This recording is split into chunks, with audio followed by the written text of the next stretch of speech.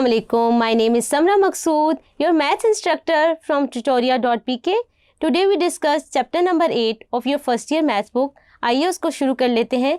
उसका जो नाम है वो है mathematical inductions and binomial theorem. Mathematical induction का जो कॉन्सेप्ट है वो फ्रांसिस्को मोरिल्को ने दिया था फर्स्ट टाइम. वो क्या है? Principle of mathematical induction. अगर हमारे पास एक प्रोपोजिशन और स्टेटमेंट है जिसे हम एस एन का नाम दे रहे हैं, उसकी पहली कंडीशन क्या है? S N is true for N equal to 1 and S K plus 1 is true whenever S K is true for any positive integer K, then S N is true for all positive integers. इन दो conditions को prove करने के लिए हमारे पास जो procedure है वो क्या है, आइए इसको समझ लेते हैं. सबसे पहले हमारे पास जो स्टेटमेंट दी जाएगी उसको हम एस एन का नाम दे देंगे. फिर हम क्या करेंगे, एन इक्वल टू 1 के लिए अपनी स्टेटमेंट को प्रूफ कर देंगे कि वो ट्रू है या नहीं. फिर उसके बाद सेकंड स्टेप हमारे पास क्या है, हम एज्यूम कर लेंगे कि हमारी स्टेटमेंट जो है वो ट्रू है for any positive integer K belongs to N, then we show that it is true for next higher integers. जो सेकंड कंडीशन हमने प्रूफ करनी है उसके लिए हम क्या करेंगे, starting with one side of S K plus 1, its other side is derived by using S K. sk plus 1 is established by performing operations on sk. आइए एक एग्जाम्पल से मैथमेटिकल इंडक्शन के कॉन्सेप्ट को समझ लेते हैं. सबसे पहले जो हमारे पास स्टेटमेंट है हम उसको sn का नाम दे देते हैं.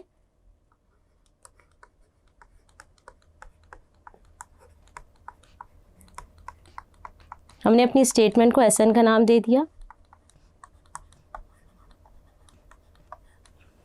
अब हमारे पास पहली कंडीशन क्या है, फॉर एन इक्वल टू 1. हम इसको देख लेते हैं. जहाँ पे n आ रहा है वहाँ पे हम 1 डाल देंगे. अगर मैंने n 1 डाला तो ये क्या हो जाएगा, 2 की पावर 1 माइनस 1 क्या आ जाएगा, 2 की power 0 which is equal to 1. और इसी तरह अगर हम दूसरी साइड देखें, 2 की power 1 is 2 and 2 minus 1 is 1, तो हमारे पास क्या आ जाएगा, 1 equal to 1. So first condition जो है वो हमारे पास क्या होगी है, सेटिस्फाइड.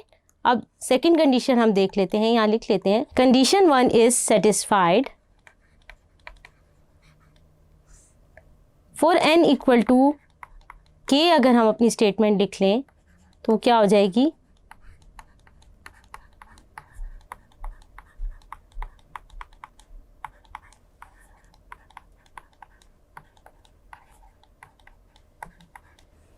हमने एस के लिख लिया. अब हम क्या करते हैं, इसको 1 का नाम दे देते हैं. For n equal to k plus 1 के लिए अपनी स्टेटमेंट लिख लेते हैं.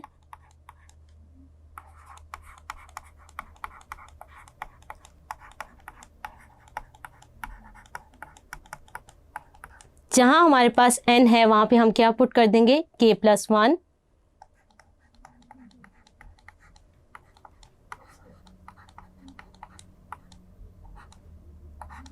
इसको मैं 2 का नाम दे देती हूँ. अब हम क्या करते हैं, लेफ्ट साइड ऑफ इक्वेशन 2 ले लेते हैं. इसको सिंप्लीफाई कर लेते हैं. सिंप्लीफाई करें तो प्लस 1 माइनस 1 कैंसिल हो जाएगा और हमारे पास क्या बच जाएगा, k.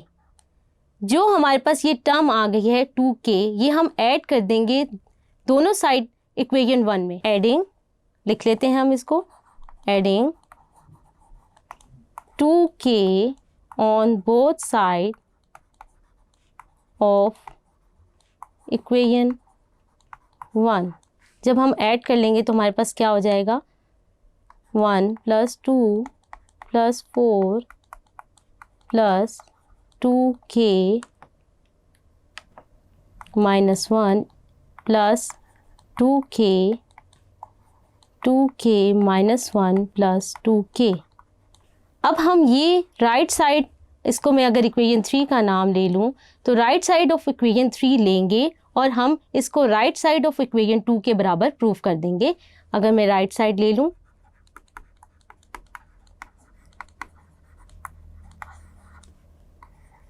टू के जो है वो क्या हो रहा है, कंबाइन कर लें तो हम क्या लिख सकते हैं इसको, 2 की पावर 2k माइनस 1. अगर मैं देखूं बेसिस सेम है तो पावर्स क्या हो जाएंगी, ऐड हो जाएंगी. तो ये क्या आ जाएगा, 2k प्लस 1 माइनस 1. ये किसके बराबर आ गया हमारे पास, अगर हम देखें तो ये क्या है, right side of equation 2. So condition 2 is satisfied.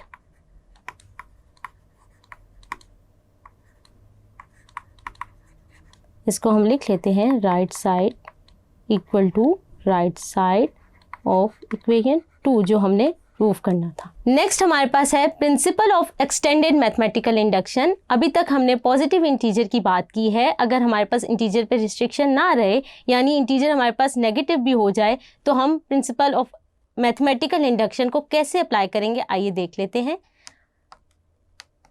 Let I be an integer if a formula or statement Sn for n greater than equal to I is such that क्या होगा, Si is true and Sk plus 1 is true whenever Sk is true for n is greater than and equal to I. Thus Sn is true for all integers n greater than and equal to I. Next topic है हमारे पास binomial theorem. Bi mean 2. Binomial is a polynomial with two terms. If we multiply binomial itself again and again, what we get? We get some pattern. If we sum this pattern, we get the binomial theorem. इसका जो formula है वो क्या है, आइए इसको देख लेते हैं। a प्लस एक्स की पावर n, n को हम पावर भी बोलते हैं, इंडेक्स भी बोलते हैं और एक्सपोनेंट भी बोलते हैं। इसका जो फार्मूला आप देख सकते हैं स्क्रीन पे लिखा हुआ नज़र आ रहा है। a and x are real numbers. nc0, nc1 up to ncn are the coefficients in the binomial expansion. अगर हम इसको समीशन की फॉर्म में लिख लें तो ये हमारा फार्मूला बन जाएगा, आप स्क्रीन पे देख सकते हैं। इस एक्सपेंशन में जो कुछ इंपॉर्टेंट पॉइंट्स हैं, आइए इनको डिस्कस कर लेते हैं। सबसे पहला पॉइंट है हमारे पास द नंबर ऑफ टर्म्स जो होंगी इस एक्सपेंशन में वो क्या होंगी, n+1। इसको एक एग्जांपल से समझ लेते हैं। फॉर एग्जांपल, अगर मेरे पास एक्सपेंशन है a + 2b5, यहाँ पर n क्या है मेरे पास 5, तो इस एक्सपेंशन में मेरे पास कितनी टर्म्स होंगी 6, क्योंकि 5 + 1 क्या आएगा 6। सेकेंड पॉइंट क्या है, the sum of exponents of a and x in each term of the expansion is equal to the index. अगर हम एक्सपेंशन की कोई भी टर्म ले लें, अगर मैं सेकेंड टर्म ले लूँ तो यहाँ पर मैं देख सकती हूँ a की पावर क्या है n-1 और x की पावर यहाँ पे क्या है 1। अगर मैं इनको ऐड करूँ तो मेरे पास क्या रिजल्ट आ जाता है, इंडेक्स n के बराबर। थर्ड पॉइंट क्या है, the power of a decreases from index to 0, यानी अगर हमारे पास एक्सपेंशन देखें तो हमारे पास a n है, फर्स्ट टर्म में हमारे पास a n आ रहा है, तो हमारे पास a की जो पावर है वो रिड्यूस होती जा रही है और n टर्म में a की पावर क्या रह जाएगी, a की पावर 0 रह जाएगी, which is equal to 1।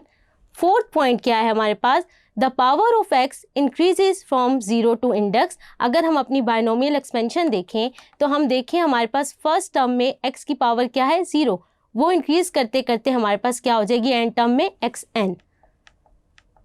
Fifth point हमारे पास क्या है, the coefficient of the terms equidistant from beginning and end of the expansion are equal. इसका क्या मतलब है कि अगर हमारे पास फर्स्ट टर्म देखें तो इसमें बायनोमियल एक्सपेंशन में जो कोफिशिएंट है वो क्या है nc0। nc0 किसके बराबर होना चाहिए, एन टर्म में जो कोफिशिएंट है वो है ncn, तो nc0 भी 1 होगा और ncn भी क्या होगा 1 होगा। सिक्स्थ हमारे पास क्या है, the r+1 term of the expansion क्या होगी, उसका जो फॉर्मूला होगा वो क्या होगा, tr+1 is equal to ncr a की power n-r multiply by x की power r। Middle term in the binomial expansion, उसके हमारे पास दो केसेस हैं, वो केसेस किस पे डिपेंड करते हैं, वैल्यू ऑफ n पे। अगर हमारे पास केस 1 क्या है, n इज इवन, तो n+1 क्या होगा ऑड, सो n/2 + 1 टर्म जो होगी ओनली मिडिल टर्म होगी एक्सपेंशन में। केस 2 क्या है, अगर हमारे पास n ऑड हो तो n+1 क्या होगा even, so n+1 divided by 2 and n+3 divided by 2 जो टर्म आएंगी वो 2 मिडिल टर्म्स होंगी इन द एक्सपेंशन। इसको एक एग्जांपल से हम समझ लेते हैं। अगर हम देखें n हमारे पास यहाँ पे क्या आ रहा है, n is equal to 11। 11 is odd number, तो n+1 क्या आ जाएगा हमारे पास 12 विच इज़ इवन। हमारे पास क्या है n+1 divided by 2 term and n+3 divided by 2 term.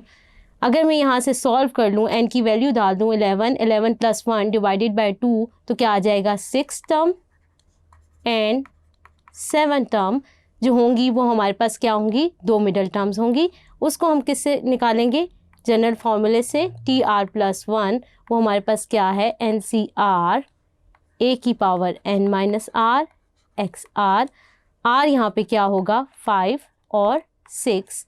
तो जब मैं 5 डालूंगी तो मेरे पास क्या आ जाएगा, T6 निकाल लूँगी।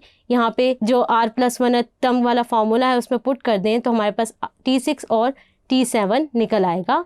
वो हमारे पास क्या आ जाएगा, आप स्क्रीन पे देख सकते हैं। Deductions from the binomial expansion क्या है हमारे पास, sum of the coefficients in the binomial expansion वो होगा किसके बराबर, इक्वल टू 2 की पावर n। जितने हमारे पास सम ऑफ ऑड कोफिशिएंट्स होंगे उतने ही हमारे पास क्या होंगे, सम ऑफ इवन कोफिशिएंट्स होंगे। अगर हमने सम ऑफ ऑड कोफिशिएंट्स निकालने हैं तो वो क्या होगा, हम क्या कर सकते हैं, टोटल जो सम है वो हमारे पास किसके बराबर है, 2 की पावर n। तो हम क्या कर दें, डिवाइडेड बाय 2 कर दें। तो 2 की पावर, अगर मैं 2 को ऊपर ले जाऊं तो क्या हो जाएगा, 2n-1, यानी 2n-1, 2 की पावर n-1 हमारे पास क्या होगा, sum of odd coefficient as well as sum of even coefficients. इसके बाद एक एग्जांपल है हमारे पास, find the term independent of x in given expansion.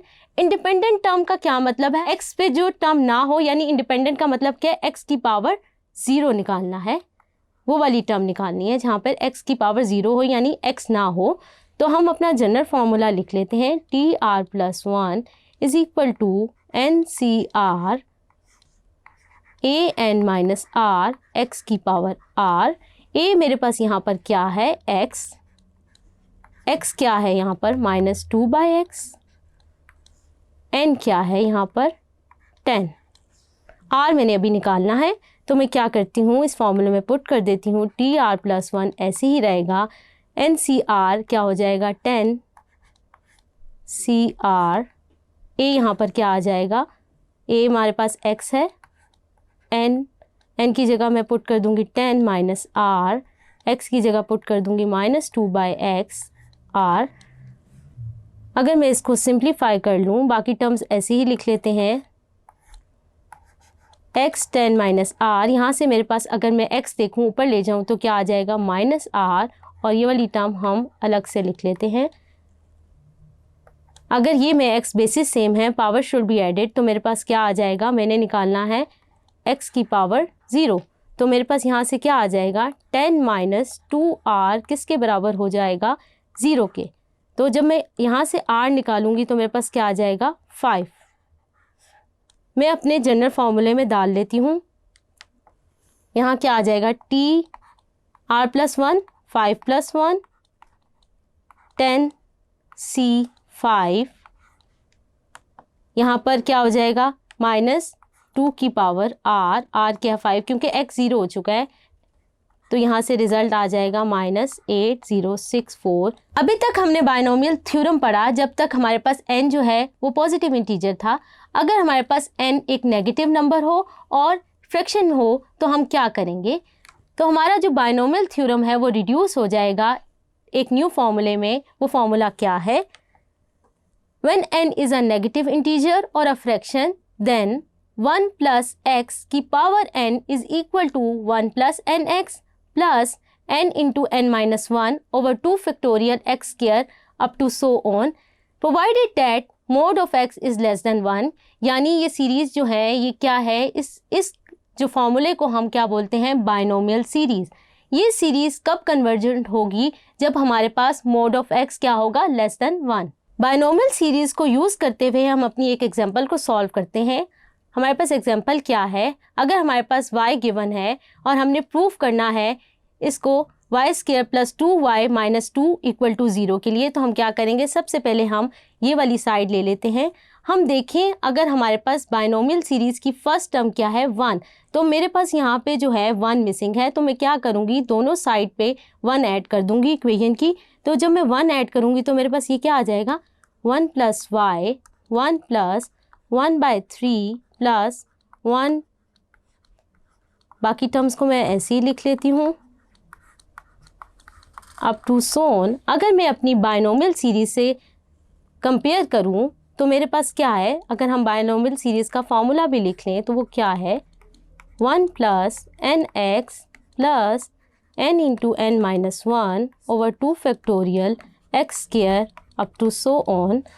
यहाँ से मैं कंपेयर करूँ, इसको मैं 1 का नाम दे देती हूँ, इसको मैं 2। अगर मैं इक्वेशन 2 और 1 को कंपेयर करूँ तो मेरे पास क्या है, nx किसके बराबर आ रहा है, 1/3 का।